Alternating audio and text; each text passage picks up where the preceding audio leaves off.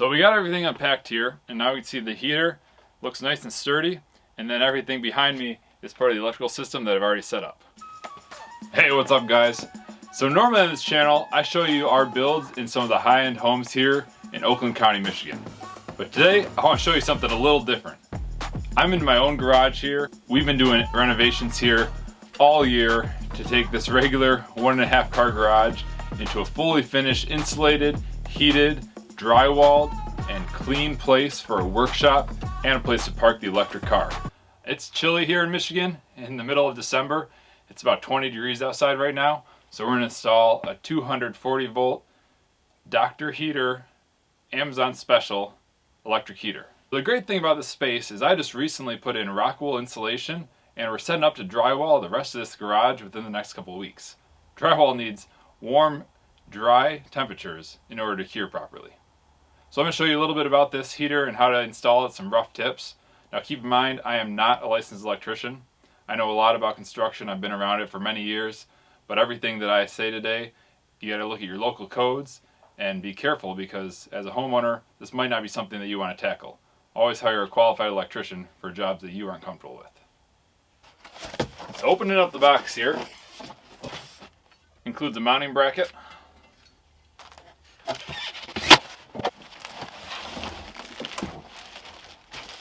Alright, here it is.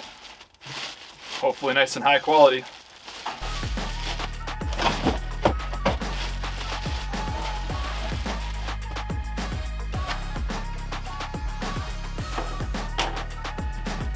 So we got some accessories here. That's about it. Less than $200 from Amazon.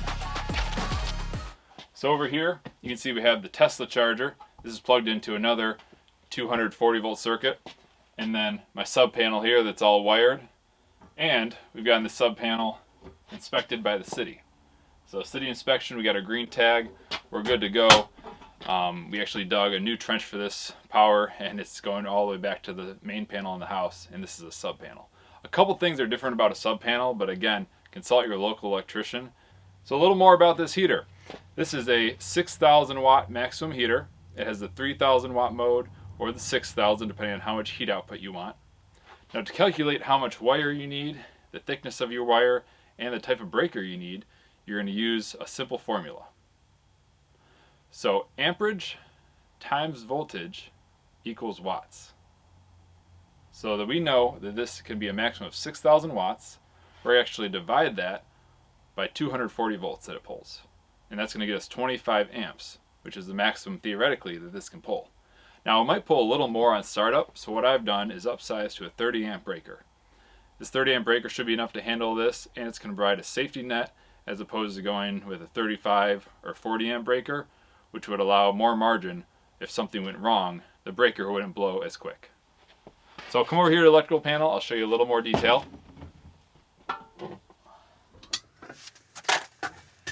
So in this breaker, we have two main legs. This red and black comes in from the house. Now this provides power, and it goes through a 60 amp breaker that then distributes to the rest of this panel.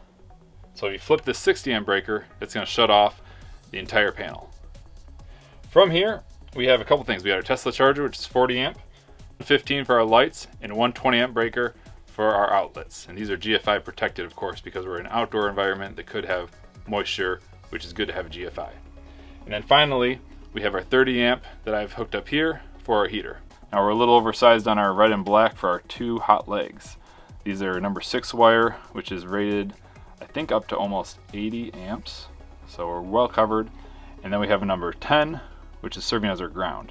Now this is going to have green electrical tape on it when we're finished, so we don't have to worry that that's going to get confused in the future. One thing to notice here, because this is a auxiliary panel and not our main panel, our green and our white, so our ground and our neutral, are not bonded together. In a main panel, you would see a bonding screw from your neutral lug to the box, which would bind these two together. But here we don't want it. And there's a couple of reasons. There's a lot of good videos on those by electricians that know a little more than me. But that's one thing to remember in a sub panel, is always have your green and white separate, and of course green electrical tape so that it's known that this is ground.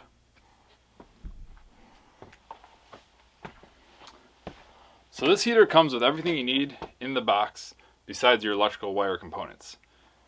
So you're gonna have this bracket here, which mounts right on top.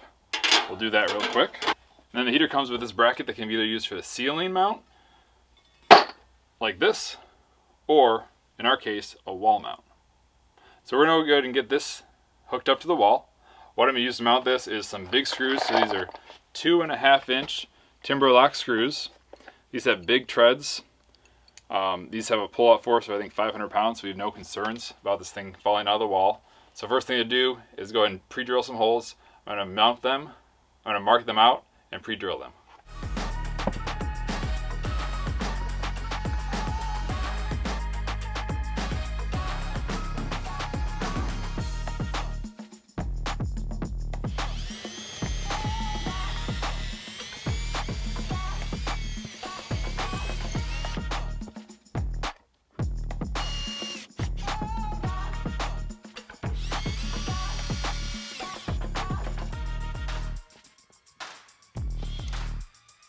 Ready to go.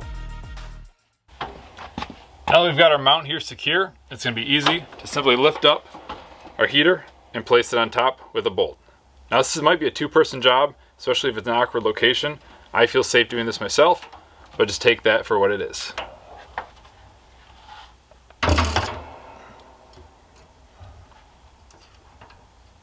You're provided with a bolt, washer, lock washer, and nut. You're gonna put your bolt through, then order is gonna be washer, then lock washer. Now that we have everything mounted and secured, we're ready to do our final electrical connection. So on the end of our metal conduit here, we're gonna put a connector that's gonna bridge the gap between our conduit and the back plate of this unit. So I'm just getting that set up right now. Now these big wires, these number 6s, these can be a little bit of a beast to wrestle with. So you just gotta be patient and be careful.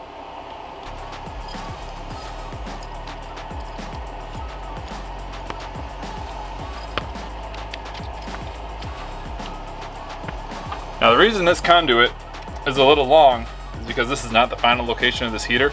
It's actually going to go back behind me once the drywall is installed.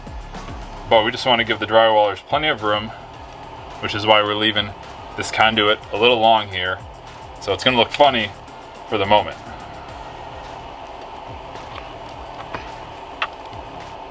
Now a couple more things that I like about this heater while we're here is that electric heaters, they don't need exhaust. They use 100% of the electricity and turn into heat, so no exhaust, no waste. Now electricity heat is going to be more expensive in most areas than gas heat. Unless you're working off propane, electric heat generally is not the way to go. However, this is a small garage, only about 20 by 15 feet, and I'm only going to use this for seasonal use when I'm out here working in the shop, or maybe just keeping the place just above freezing. So nothing that's going to use a lot of energy, so I'm not that worried. Plus, you really can't beat the price and the ease of installation of these electric systems. So we're tightened down here. I'm ready to go ahead and mount this and connect to our leads inside the heater.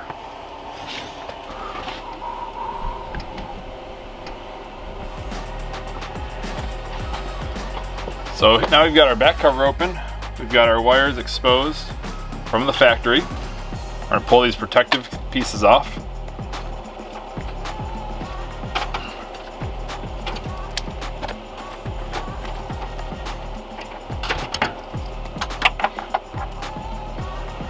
First thing I'm going to connect here is going to be our ground to our white, and again this white is going to have green electrical tape on it, signifying that it is connected to ground.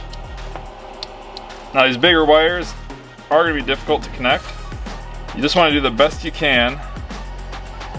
I've given these a little twist beforehand, before you put your plug over it. So just give them the best twist you can. Very important for a good cohesion.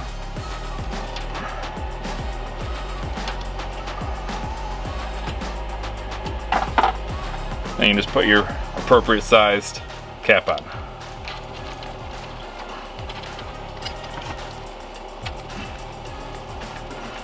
I'm gonna tighten that down nice and snug. Now these red and black leads are going to be a little more challenging because of their size. So we've got these beefy blue wire nuts, and red to red, black to black.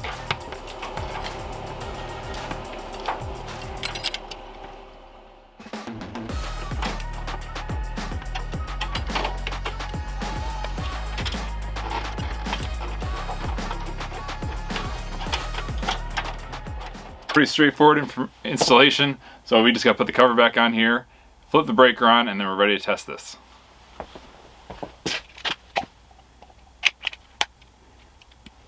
Okay, we're ready to flip our power on here. We got it on the 3000 watt setting right now. Let's turn it on. All right, sounds good. Yeah, it's starting to put out some good heat. Pretty amazing compared to a regular space heater. And here's the 6000 watt setting.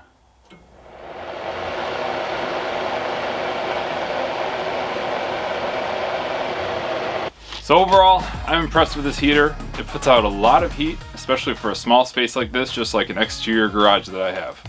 Now this garage only has 16-inch stud bays with 4 inches of insulation, so a standard 2x4 wall. So we got R13 in the walls, and then the ceilings we have R16. But this heater does just fine for this space. Absolutely no problem. I've got it up to about 65 in here, and it's 20 degrees outside. So I'd recommend this heater, especially if it's just for intermittent use. I think it's a great way to go. I'll post some updates on this, so like this channel, subscribe to the channel, and turn on notifications, because I got these updates and a lot more how-tos and also some house building videos coming up that I can't wait for everyone to see.